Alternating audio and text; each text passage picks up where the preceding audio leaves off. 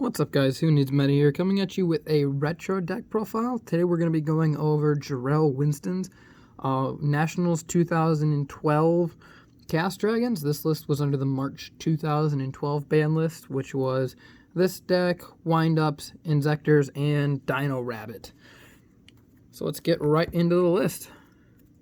Start, we have 2 Red Eyes Darkness Metal Dragon. This was the main boss monster of the deck. It allowed you to special summon dragons from your graveyard once per turn, and it was not a hard once per turn at the time. And then we have 3 Lightpulsar. This is banish a light and dark to summon, and then it loops with your Red Eyes Darkness Metals, because when it's destroyed, you can summon a level 5 or higher Dark Dragon, and you would summon Red Eyes Darkness Metal, or you would summon one of your 2 Darkflares. There is a time where 3 was okay, especially if you have Future Fusion, but Future Fusion is an auto-win card on its own, so you can kind of see why he decided to cut and only play 2. And then lastly, for the Dragon Engine, we have double Eclipse Wyvern.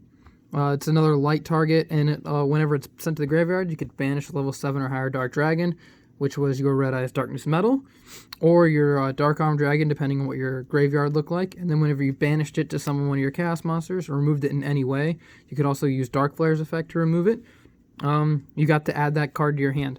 And then Eclipse Wyvern was also really good, or Darkflare was also really good in the Inzector matchup to remove your opponent's Hornets. So for a little bit of milling here, we have the Lightsworn engine. So first off, we have 3 Lyla. You change it to defense position to pop back row, and it mills 3 at the end phase. This is kind of your big MST play. It's searchable off charge. You can discard it off solar recharge to get further into your deck. And then we also have 2 Ryko. A lot of builds played 3 at the time, but Jarel opted for only 2 because he liked to play 1 Jain. Jain was really good because it beat over Steelswarm Roach, and it also beat over Thunder King, and since all your monsters are inherent summons, this is a great way to get over that, and searchable off charge. Next, we have the infamous Tour Guide engine of Sangan and 3 Tour Guide from the Underworld.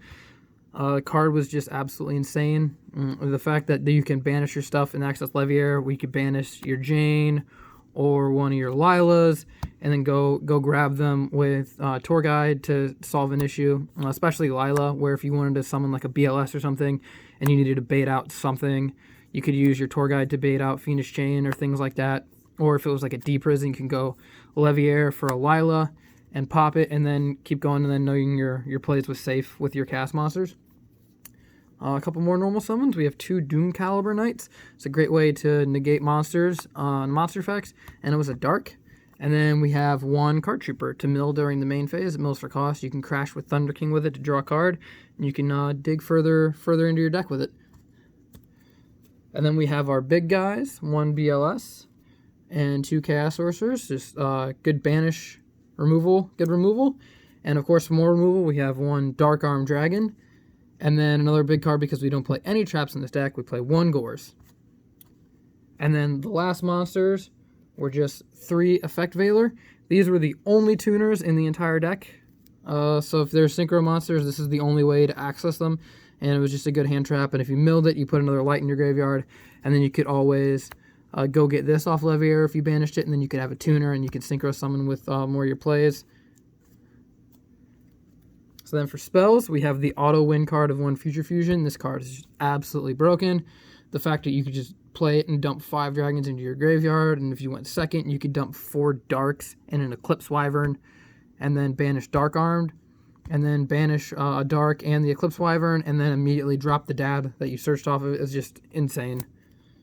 And then for Lightsworn stuff, we have Charge and 2 Solar Recharge. These are just great ways to dig further into your deck, put more cards in your graveyard, and then you could solve a back row with Lyla, or you could solve a Roach with Jain, or you could just, if you had a big boss monster, if you needed to force a Dalka negate, or you needed to get rid of a Lagia, a great way is to set Ryko. In setting Ryko, they couldn't obviously negate it with Lagia, so that was a great way. You would force them to either make a Dalka if they could, and if they couldn't, they just lost their Lagia.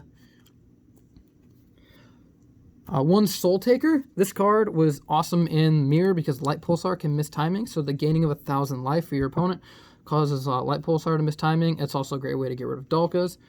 To protect your big guys, we have 1 Forbidden Lance, and so that way your big guys can get over their red MDs in the mirror match, because they don't play traps, so you don't have to worry about protecting. And then you have 1 Dark Hole, 1 Monster Reborn, 1 Heavy Storm, and 1 Mystical Space Typhoon to round out 40 cards. On to the extra deck here. We have, of course, the 1 5-headed dragon for the Future Fusion play.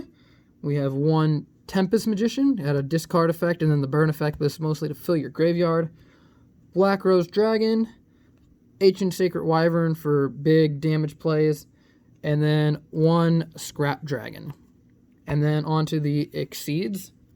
We have, for our tour guide package, we have 1 Zenmaines, 1 Leviair, 1 Leviathan Dragon, and 1 Temtempo. Temtempo was a great out to your opponent's Zenmaines, or if they Leviair the turn before, you could get rid of the other materials. It's just a really good out. And then for 4s, we have Utopia and Roach and Dragon. Queen Dragon Djinn.